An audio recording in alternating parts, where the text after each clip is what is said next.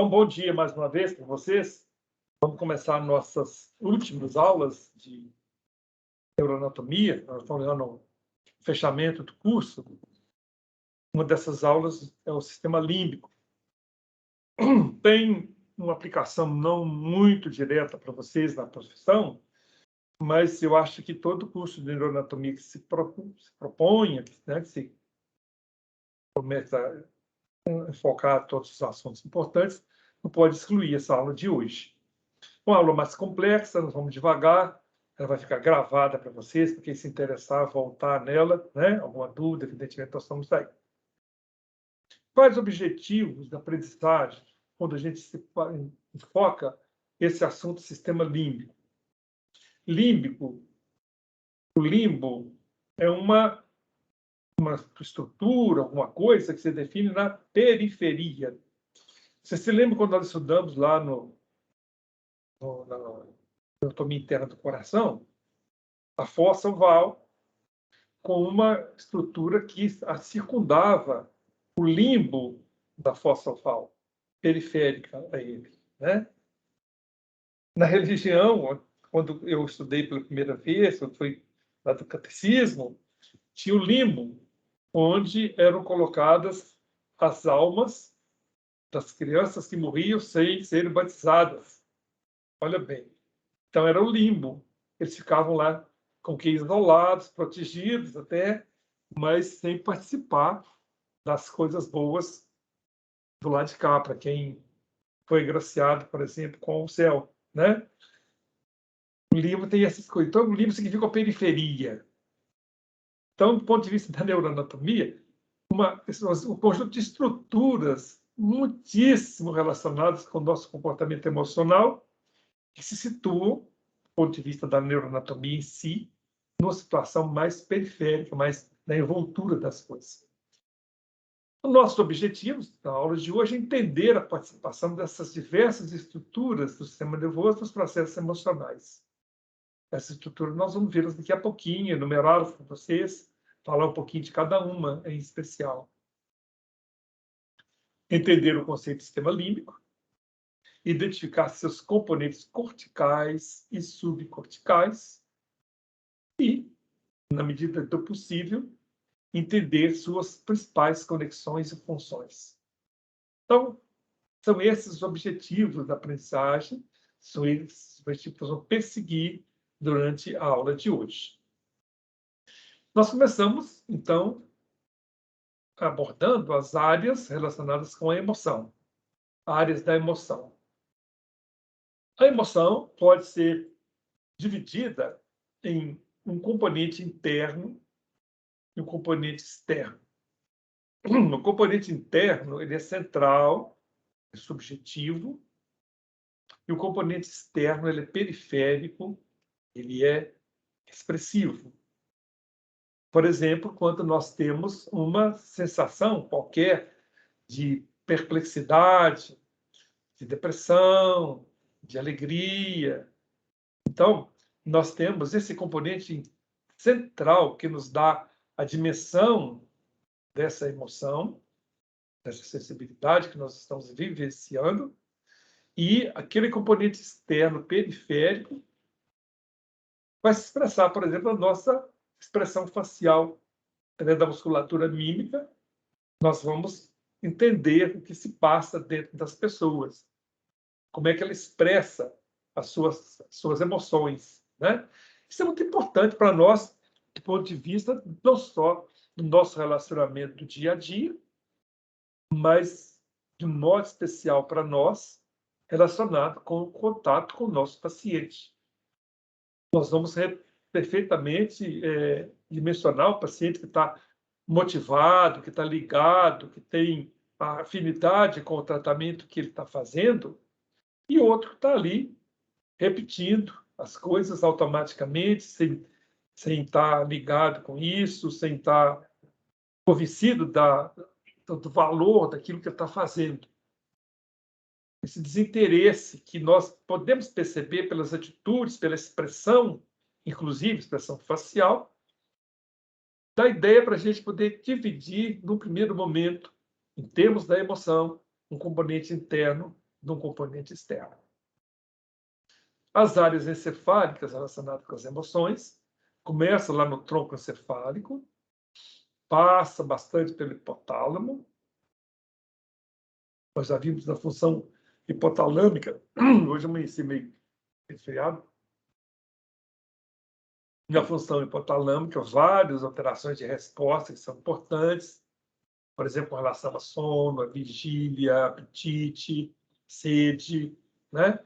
Tem várias situações que o hipotálamo atua como um mediador.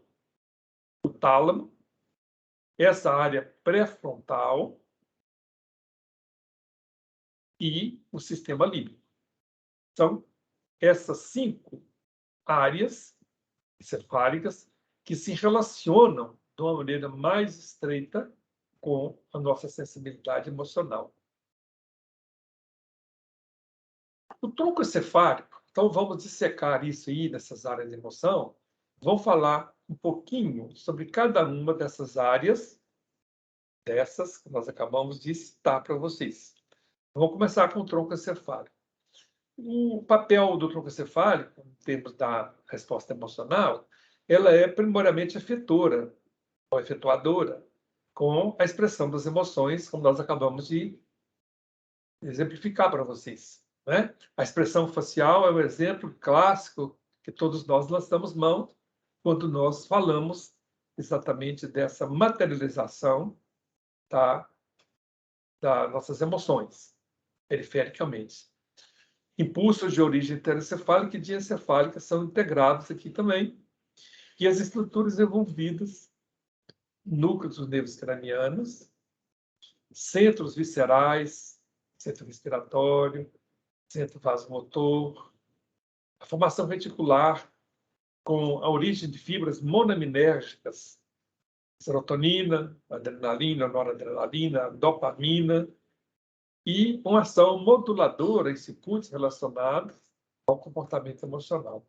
Então, há uma função muito interessante, muito importante, ligada a essas fibras que têm essa característica de agregar mediadores químicos monaminérgicos. Nós citamos 3 aqui para vocês: serotonina, noradrenalina e dopamina. E também uma ação moduladora, ordenadora, integradora desses circuitos relacionados com o comportamento emocional. Então, aqui está a expressão facial da emoção, componente externo, envolvimento do tronco encefálico. Aqui nós estamos vendo o neném feliz, né? Risonho, neném choroso, chateado, né? Mas fechado, preocupado. Aqui o neném chorando, né? E esse neném, assim, curioso para saber o que está acontecendo, né? Querendo perceber as coisas que se passam ao redor dele. Então, nessas 4 fotografias, e através dessas 4 expressões faciais que nós mostramos aqui, nós podemos entender a expressão facial como uma expressão genuína, né, importante, nata, de expressão de envolvimento com a emotividade. Esse segundo componente é o hipotálamo. Você lembra o hipotálamo? Nós estudamos o diencéfalo, né? O hipotálamo com o quiasma óptico, o infundíbulo, o tubo eccenéreo, corpo mamilar, aquele suco hipotalâmico que divide o hipotálamo do tálamo. A gente está enxergando isso aí, né? E, basicamente, o hipotálamo coordena todas as manifestações periféricas das emoções, sejam elas viscerais, sejam elas somáticas. Então, alguém já disse que ele constitui o braço executivo do sistema límbico nessa região, mais especificamente do sistema nervoso central. Então, é a participação do componente central subjetivo, por exemplo, nas sensações de prazer, onde o envolvimento hipotálamo também é muito interessante.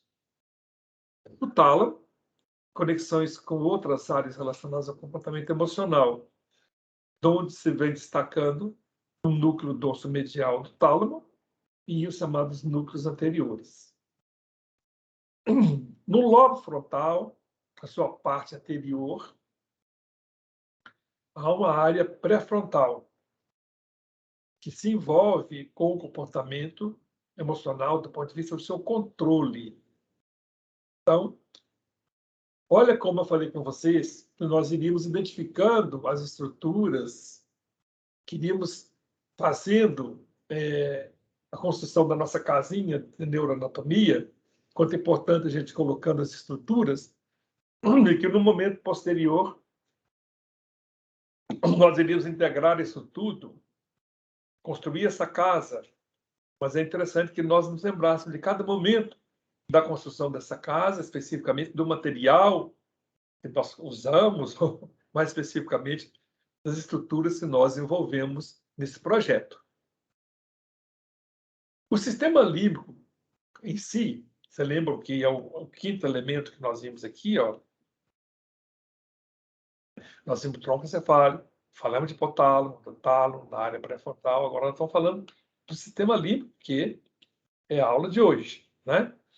O sistema límbico é constituído pelo chamado grande lobo límbico, foi descrito, que foi proposto por Broca em 1877, constituído pelo giro do cíngulo, giro parahipocampal, aquele que antecede o uncus, você se lembra?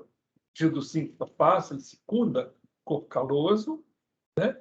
O hipocampo, nós vimos também, né? Nós vimos a região aqui, ó, a região do hipocampo, então o giro parahipocampal, tá o uncus, esse suco do hipocampo está por aqui, ó. Nós vamos falar sobre ele daqui a pouquinho. Então, esse se constitui, num primeiro momento, numa primeira descrição, o giro, o grande lobo límbico de Paul Broca. Em 1937, esse neuroanatomista, James Papez, ele acrescentou nesse lobo límbico estruturas que depois vão constituir em conjunto o chamado circuito de Papez, o lobo límbico, com as 6 estruturas, acrescentando a eles o hipotálamo e o tálamo. Então, o circuito de Papez é o lobo límbico aqui descrito, giro do cíngulo, giro parahipocampal, no hipocampo, mais hipotálamo e mais tálamo. Então, está aqui, né? Na face medial do hemisfério direito, nós temos as estruturas, nós já conhecemos. Vejo aqui o corpo caloso, chama a atenção de vocês, né?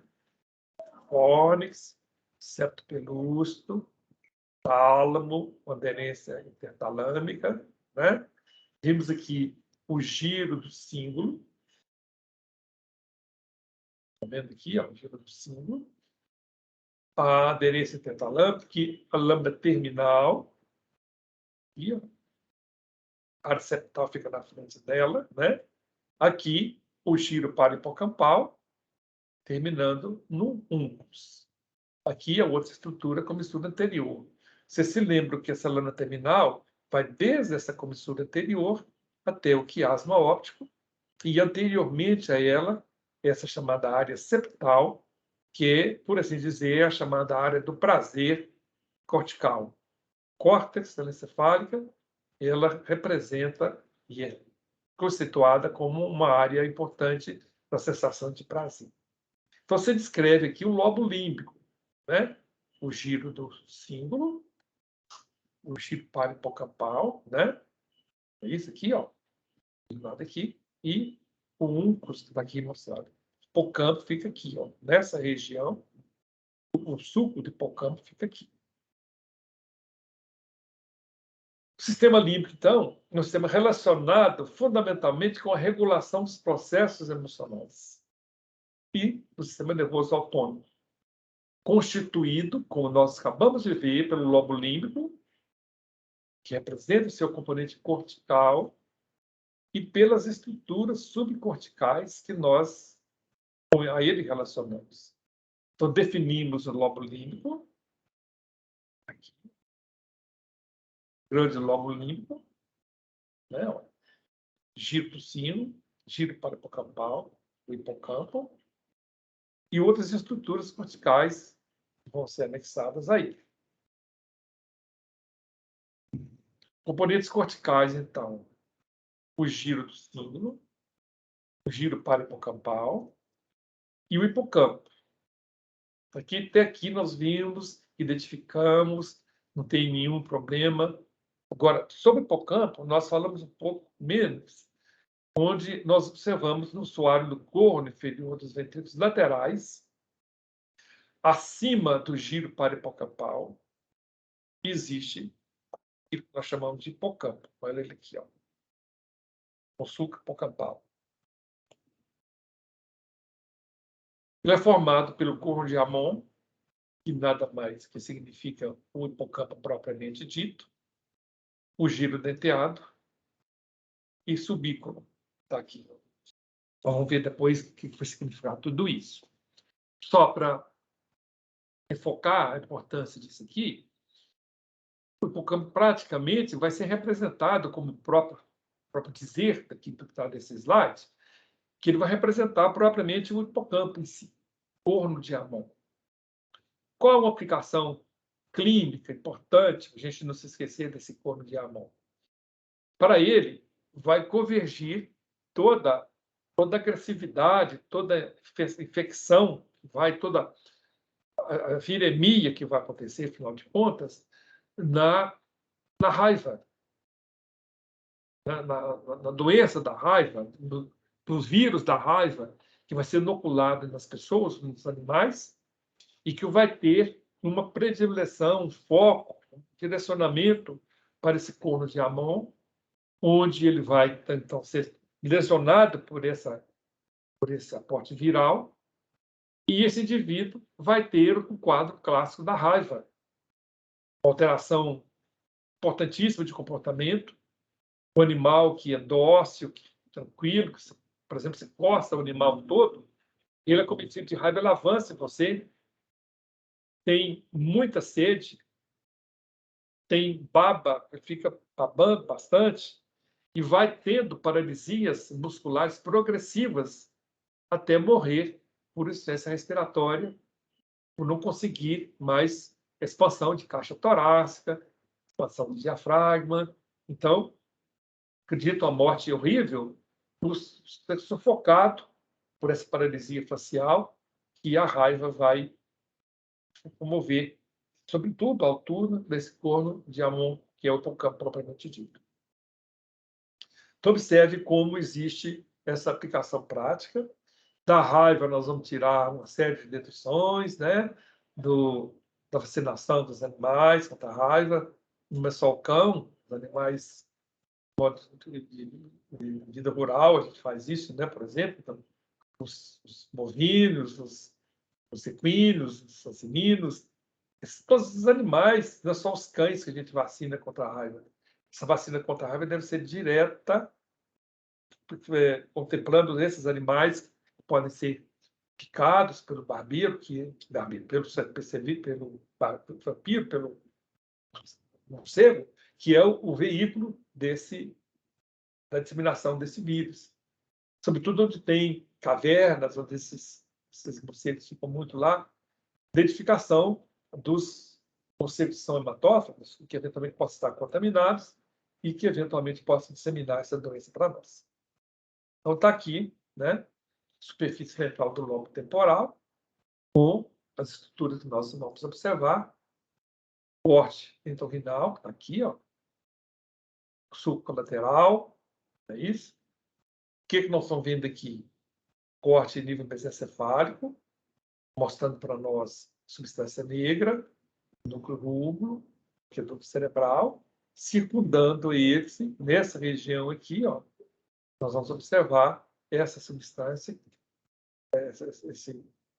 essa depressão aqui, esse sulco, que é o sulco do hipocampo. Aqui ele fica localizado. Então, muitas das coisas nós sabemos, né? O uncus, né?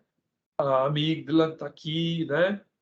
Córtex piriforme, sulco renal.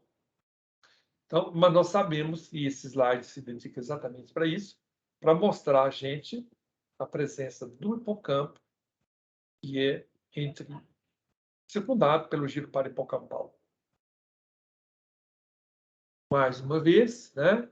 O hipocampo está aqui, ó. Observar o umbus, né? Com a fibra hipocampal, esse fascículo, giro fascicular, né? Que está o corpo caloso, o rosto, joelho, tronco, esplênio, como nós vimos, né? E essas estrias longitudinal medial, o giro do símbolo está aqui, ó. Nós não vamos ter, lá na aula prática, uma oportunidade de reconhecer essas estruturas. Então, é uma aula mais voltada a uma recordação dessas estruturas do ponto de vista teórico, para a gente poder entender o que se passa dentro do sistema límbico. Aqui existe o hipocampo pré-comissural, com giro paraterminal e com uma banda diagonal, como está aqui mostrado. Coluna do fórnix, corpo mamilar, são estruturas que não são familiares, todas essas nós já identificamos. Aqui, plexo coroide, em cima, né? Observar a cauda do núcleo caudado, uma fímbria. Aqui o hipocampo, propriamente dito, ó, com giro parahipocâmpico, parahipocampal, né? O giro denteado está aqui. Então, essa é a estrutura do hipocampo, onde nós temos esse corno de Anon, que é aquele que é mais representado do ponto de vista estrutural e funcional dentro desse hipocampo. Formação hipocampo com os elementos celulares básicos, são mais de microscopia. Vamos para frente, né? Mais uma vez. E aqui o sistema hipocampo, fibra, fórnix. Observar o núcleo caudado na sua cabeça, né? A ponta inferior do ventrículo gluteal está aqui, ó. E vejam como essas estruturas se dispõem nesse corte. Aqui está o hipocampo, ó. Uma preparação muito interessante para que nós possamos evidenciar para vocês onde existe o hipocampo, dirigido para aquele suco do hipocampo, nós podemos acessar o hipocampo. Os componentes subcorticais são o corpo amigdaloide, a amígdala, ou o núcleo amigdaloide, que é um núcleo da base localizado no lobo temporal. Aquela famosa área septal anterior, a comissura anterior e lâmina terminal. Os três para vocês muitas vezes com seus núcleos. Então, a área importante relacionada com o prazer. Os corpos mamilares do hipotálamo, os núcleos anteriores do tálamo e os núcleos das abênulas, localizadas no trígono das abênulas lá no hipotálamo. Você se lembra lá no hipotálamo, nós falando da glândula pineal, né? Do trígono das abênulas, subindo, né? E comissura das abênulas, um pouco mais acima. Então, essas estruturas pertencem a essa importante divisão do diencéfalo, que é o hipotálamo. Recordando, o hipotálamo, subtálamo e epitálamo. O hipotálamo, aquelas funções todas que eu lembro, né? Relacionadas com o ritmo circadiano, com inibição da atividade gonadais e a produção da melatonina. Mais uma vez aqui os grupos da base, a famosa coroa cacheada, que é na posterior. Aqui nós temos cabeça caudado, né? Corpo do caudado, cauda do caudado, e aqui está o núcleo amigdaloide. Tem essas estrias que constituem a coroa radiada, né? Que nós observamos aqui nesse slide. Nas conexões intrínsecas, além desse circuito de papéis, nós vamos observar essa sequência: hipocampo, fórnix, corpo mamilar, fascículo mamilo-talâmico, núcleos anteriores do tálamo, cápsula interna, giro do símbolo, giro parahipocampal, do hipocampo. É a sequência dessa participação do hipocampo, dentro das suas conexões, dentro desse circuito de papéis. relativamente ao corpo amigdaloide e área septal, as conexões entre si e as conexões com esse próprio circuito de papéis que nós estamos vendo aqui, né? Essa conexão que vai se fazer. Essa conexão, nós vimos, né? Vai ter um slide lá no final da aula, onde nós vamos integrar isso tudo. A área septal, olha ela aqui. Né? Aqui existe aquela lâmina terminal, comissura anterior, que é a asma óptica, mamilar, né? Aqui o corpo amigdaloide, com o giro do símbolo, né? O giro está todo aqui, ó, giro do símbolo. Então, vamos observar que aqui o fórnix, corpo mamilar, aqui o forame interventricular, e aqui estruturas que pertencem ao diencéfalo, que foram aqui retiradas, mas que nós vamos observar que elas se localizam aqui. Mais uma vez, corpo caloso, né? O núcleo anterior do tálamo, corpo mamilar, com suas conexões, o trato mamilo-tegmentar, o córtex entorrinal. Então, você se lembra da gente falando de rinencéfalo, né? O giro parahipocampal e o uncus, a área cortical relacionada com a olfação. Então, esse córtex nós chamamos de, nessa área 23, entorrinal, relacionado com a sensibilidade olfatória. O giro do símbolo, área 23, as áreas associativas pré-frontais. Então, vamos identificando tudo isso aqui, ó. Essa coluna do fórnix, né? Corpo mamilar, aqui o giro do símbolo, corpo do fórnix, cruz do fórnix e a sua relação com o hipocampo. Com relação relativamente ao sistema límbico, as suas conexões aferentes ou sensitivas, são áreas corticais de associação. O que são áreas de associação? São áreas que ligam dentro do mesmo patamar, da mesma estrutura, por exemplo, dentro do telencéfalo, áreas dentro do mesmo hemisfério. Aquelas que te provocam, que projetam, são áreas comissurais. Nós vimos, corpo caloso é uma delas. Formações visuais, auditivas, somestésicas e de projeção, por exemplo, as sensibilidades olfatórias. São as chamadas áreas corticais de associação. Núcleo do trato solitário hipotálamo, sensibilidade visceral, que serve o hipotálamo com a sua importante função no comando da atividade visceral, e a formação reticular como uma atividade modeladora, com ação moduladora, toda essa ação dessas conexões aferentes. As conexões extrínsecas eferentes, atuação do componente periférico específico dos processos emocionais do sistema nervoso autônomo, através da hipotálamo, da formação reticular. Então, aqui nós já estamos exprimindo, já estamos percebendo, já está tendo, então, uma referência com relação a essas sensibilidades e a sua integração dentro do sistema nervoso central. O hipotálamo, fórnix, ação do hipocampo com os núcleos papilares, fascículo mamilo-talâmico, estria terminal, unindo o corpo amigdaloide e o hipotálamo, feixe prosencefálico medial, a área septal, ou hipotálamo.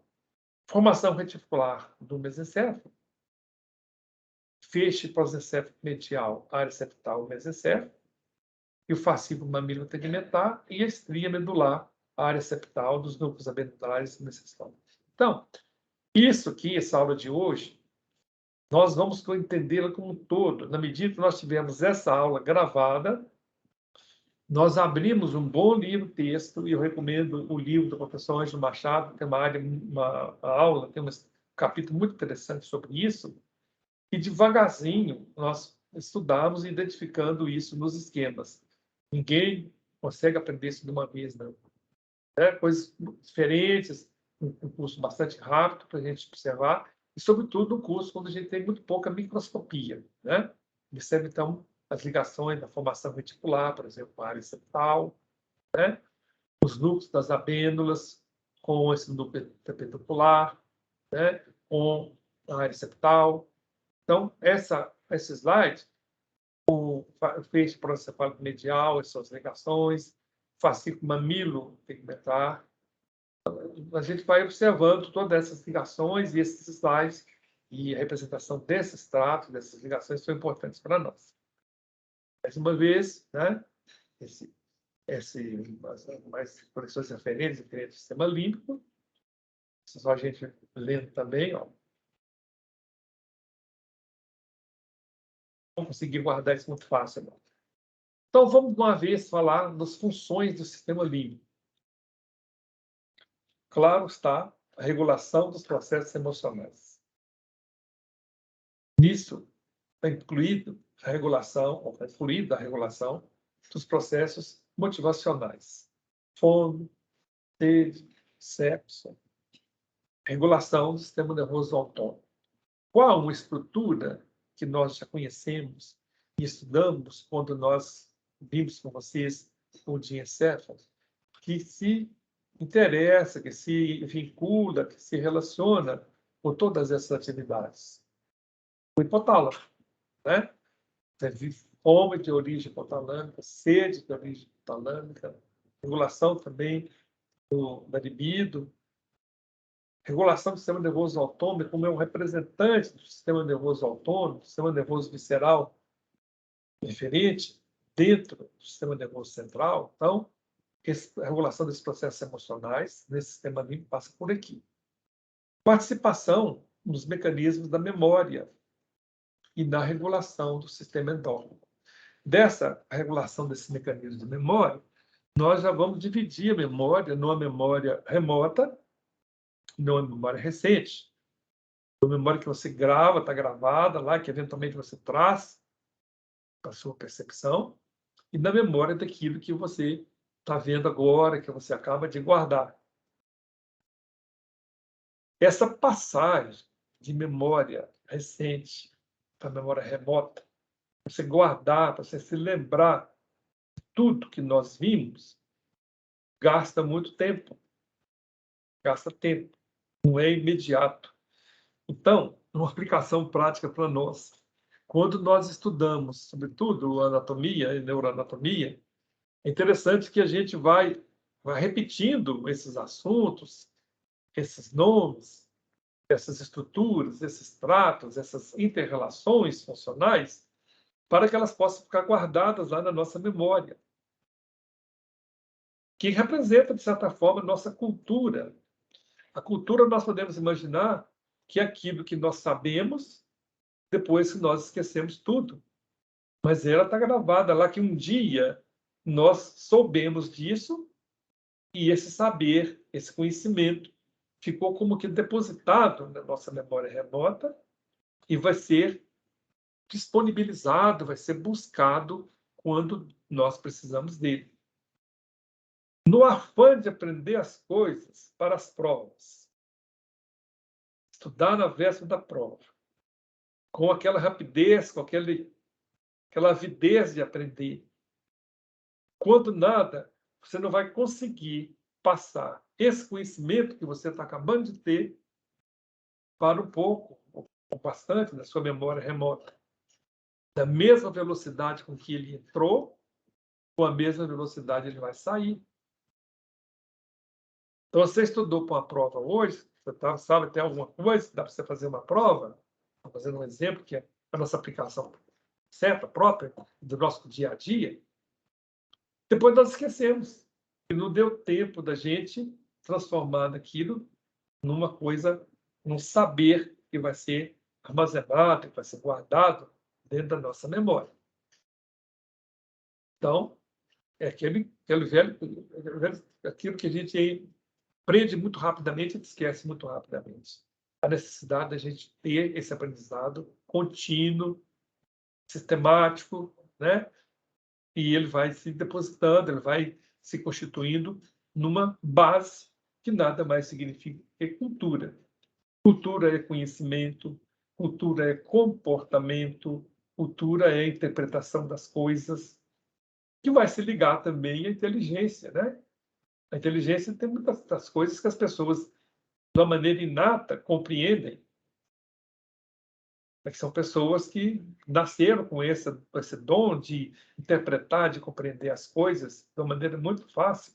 Às vezes são analfabetos, não conseguem escrever, mal assim no nome, mas tem todo um comportamento, toda uma postura, toda uma compreensão do seu ao redor dele, né, do mundo que o envolve, que a gente só pode atribuir a esse indivíduo um grau muito bom de inteligência inata, inteligência que o indivíduo nasce com ela, um diferencial que ele possui. Imagine essa pessoa se tem a oportunidade de se alfabetizar, de estudar, de ter um componente de informações bons, como nós estamos tendo hoje. O que nós estamos tendo hoje é um sufoco de informações grandes demais, rápidas demais, muitas vezes dificultando a gente filtrar essas informações e fazendo com que nós possamos anexá-las, guardá-las de uma maneira importante, válida para o nosso uso diário. Da mesma forma, a regulação do sistema endócrino, nós estamos falando aqui do hipotálamo, como é que ele tem essa importante função no sistema endócrino, na medida que ele se interage com a hipófise, e a hipófise secreta aqueles hormônios tróficos que vão excitar, que vão fazer a secreção das glândulas endócrinas per si. Por exemplo, com relação à tireoide, né? Nós podemos imaginar que uma função de hipertireoidismo, de um estímulo muito intenso sobre a glândula tireoide, acaba por provocar uma grande secreção de tiroxina, que é o hormônio tiroidiano, com várias alterações de comportamento, sensibilidade à adrenalina, qualquer coisa, a pessoa tem tremor, a pessoa tem taquicardia, que a adrenalina, a tiroxina sensibiliza o organismo a isso, né? E para apresentar distúrbio de comportamento, eu vi uma senhora, um tempo atrás, que era definitivamente não entrava em elevador. Ela tinha pânico de elevador. Mas ela tinha, junto disso, alguma sintomatologia que evocava a possibilidade dela ter um hipertireoidismo. Não era clássica, ela não tinha exoftalmia, mas ela tinha taquicardia muito facilmente induzível, era magra. E foi feita, então, a propedêutica tireoidiana, diagnosticado nela um hipertireoidismo, ela foi compensada do seu hipertireoidismo, ela passou a andar de elevador. Veja como é que as coisas se integram dentro desse comportamento, como é que as estruturas se manifestam dentro dessa realidade nossa, né? Esses processos emocionais e motivacionais, e a gente vê nesse quadro clássico, Cleaver, Baker, Booker, Bussi, Kluver, Bussi, não sei pronunciar esse nome, mas essa síndrome é uma domesticação completa dos animais, perversão do apetite, agnosia visual, tendência oral, tendência hipersexual.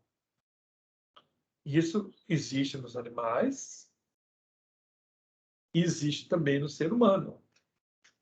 Tem relatos dessa síndrome nos seres humanos, onde tem, sobretudo, esses 4 componentes aqui, ó, imagino que hoje já seja domesticado, né?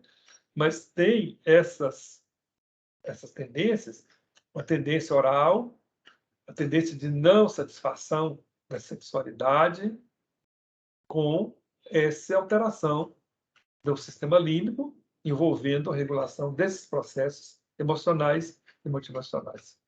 Cleaver, Bussi, assim, nunca vi. Regulação dos processos emocionais e motivacionais. Corpo amigdalóide da agressividade, medo, fome, alteração de sexualidade, manifestações viscerais como midríase, taquicardia, a área septal da raiva septal, já que ela se relaciona com prazer, sede, manifestações viscerais, alteração da PA, do ritmo respiratório, relação com o giro do símbolo, domesticação, o hipocampo, agressividade da raiva. E aqui, uma confrontação dessas alterações neurológicas em lesões específicas, córticos subcorticais. Então, aqui está o humor e está a personalidade. Córtex pré-frontal, dorsolateral, da depressão. Nada altera na personalidade. Córtex orbitofrontal, mania, desinibição, irritabilidade. Córtex do símbolo anterior, nada aqui no humor, da apatia. Núcleo caudado, depressão, mania, ou a desinibição, irritabilidade. O núcleo accumbens, apatia. O globo pálido, apatia, irritabilidade. E o tálamo, mania, apatia, irritabilidade, se falando da personalidade. Participação dos mecanismos de memória. A memória recente, com o sistema límbico, e a amnésia anterógrada, uma amnésia retrógrada, que você viu agora, que não conseguiu guardar, e aquilo que estava lá guardado, que você não conseguiu trazer para a sua memória. Dentro dessa memória renal, remota, a lesão das áreas corticais relacionadas com a associação. Nos mecanismos de memória, o sistema límbico promove a consolidação da memória recente, ainda que seja um armazenamento temporário. Transformação em memória remota, transferência para áreas de associação, envolvendo estruturas como o hipocampo e o corpo amigdaloide. Algumas doenças, algumas coisas importantes, essa síndrome de Korsakoff, o alcoolismo crônico, regeneração dos corpos babilares, amnésia anterógrada, e, está na moda, a doença do Alzheimer, né? Perda da memória recente, da memória total, degeneração dos neurônios polinérgicos do núcleo basal de Meissner, então que se liga à doença de Alzheimer, e a degeneração dos neurônios do hipocampo e do giro parahipocampal. Então, basicamente, em termos de sistema límbico, isso que fica por aí. Tudo isso que nós falamos está mais ou menos expresso dentro desse esquema, está no livro do professor Marco Antônio Rocha. Eu acho esse esquema muito interessante. Primeiro, nós vamos falar aqui das estruturas que vão formar o circuito de papéis que nós vimos. Giro do símbolo, giro parahipocampal e o hipocampo. E aí esse circuito de papéis vai se associar estruturas que vão definir o grande lobo límbico de Broca. Fórnix, corpos familiares, fascículo maligno talâmico, núcleos anteriores do tálamo, cápsula interna. Então fica esse grande lobo límbico de Broca, com a parte mais fundamental, que é o circuito de papéis, e as estruturas que a ele se agregam. Vendo aquilo que está acontecendo aqui, ó, né, partindo do giro do símbolo, né, observamos aqui os distúrbios que eles vão formar, o giro parahipocampal, o próprio hipocampo, existem áreas de associação, fatórias, visuais, auditivas, somestésicas, aqui, né? O próprio núcleo amigdaloide vem se relacionar com o giro parahipocampal, se relaciona também com o hipotálamo, as informações viscerais são percebidas aqui, que está a estria terminal, a área septal com o fascículo proencefálico medial, estria medular do tálamo, núcleos abenulares, núcleos interpendiculares do mesencéfalo, formação reticular e sistema nervoso autônomo. Então, está aqui a formação reticular vindo aqui no fascículo amigdalâmico, a área septal também, nesse nível aqui, ó. E essa integração do ducto medial do tálamo, área pré-frontal. Então, todas essas integrações, levando a alguns distúrbios de comportamento que nós eventualmente podemos imaginar, surgiu a possibilidade da gente ver alguns desses distúrbios que a gente pode reconhecer, como o DOC, o distúrbio obsessivo compulsivo, DOC com dor intratável, a hiperagressividade e todas as indicações dessas psicocirurgias que são obsoletas. Por exemplo, essa leucotomia pré-frontal, que é clássica e bimedial, levava a uma alteração dessa alteração de comportamento que levava a hiperagressividade, com distúrbio DLC, né, DLC mais dor intratável, fazia a cingulotomia, uma amigdalectomia bilateral, uma hipotalamotomia posterior, uma capsulotomia anterior. Isso, no estudo aplicado lá na psiquiatria, a gente poderá ver que essas, num determinado momento da história da psiquiatria, elas foram usadas com muito mais frequência do que hoje, e a partir dos resultados que elas levaram, isso diminuiu muito todo esse ímpeto, toda essa tendência à indicação dessas cirurgias, que hoje constitui muita realidade. Tem pacientes com distúrbios dificilmente tratáveis do ponto de vista farmacológico, nem pensar do ponto de vista da psicoterapia, né, porque não tem condição deles perceber as coisas, e as drogas pesadas que hoje podem ser usadas, no momento que elas fracassam muito nessa abordagem, nessa resposta, essas cirurgias eventualmente podem ser discutidas, lembrando que o emprego delas, ainda apesar da discussão e da validade para alguns casos, a tendência delas é ser usada cada vez menos. Então, a aula de hoje é uma aula bem complexa, né? Uma aula que serve, eu fiz mais um resumo do assunto para vocês. Isso seria muito interessante que fosse dado numa aula de neurologia, ou melhor ainda, de psiquiatria, mas como base para aqueles que vão entender, né, estudar isso, que querem compreender numa situação bem mais avançada, a base está aí para a gente poder recordar.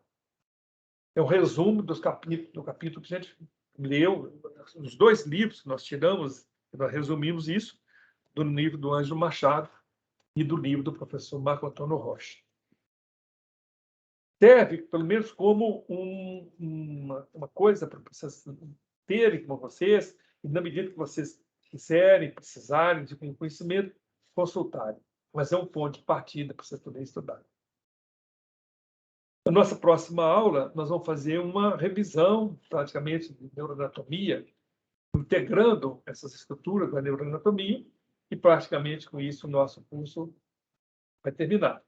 Nós estamos nos momentos bem terminais do nosso curso. Nessa aula que vem, eu vou ver a coisa mais aplicada com vocês, estudando desde a primeira aula até a aula de hoje, o que nós vamos guardar, aplicar, mostrar. Vejam isso aqui por causa disso, assim, e vamos levando a coisa para poder, o nosso estudo, para a gente poder, então, aproveitar o máximo que puder. Alguma dúvida, gente? Muitas dúvidas, né? A aula é uma aula muito complexa, é um resumo que eu fiz para vocês, do assunto. Não tem jeito da gente compreender isso de uma vez, que evoca conhecimentos também lá para trás da neuroanatomia, que muitas vezes não dá tempo da gente mobilizar essa memória remota, se é que ela esteja lá. Se a gente estudou só para a prova, a gente não está com uma boa memória remota e não vai usá-la de uma maneira eficaz, para a gente poder se valer nisso agora. Então, serve até para isso. Na medida que a gente, na anatomia, estuda de uma maneira sistemática, constante, a gente vai enriquecendo nossa memória remota e é um potencial que a gente pode se valer para a gente poder se situar no estudo de determinado assunto mais complexo, como foi o caso de hoje. Tá bom? Um grande abraço para vocês, né? Na próxima sexta-feira, nós estaremos aqui então, para a gente terminar a nossa parte teórica de tudo. Pergunta, quando tem muita pergunta, quando tem pouca pergunta, né? Eu acredito que vocês devem estar todos com a quantidade de nome, com a quantidade de coisa, uma coisa nova para todos nós. Tem muita coisa ainda na neurociência por determinar. É um campo muito bom para pesquisa, muito farto, muito vasto, né? Então, aquilo que a gente mostrou para vocês é aquilo que está mais ou menos determinado que existe e que a gente pode chamar. Até semana que vem, se Deus quiser.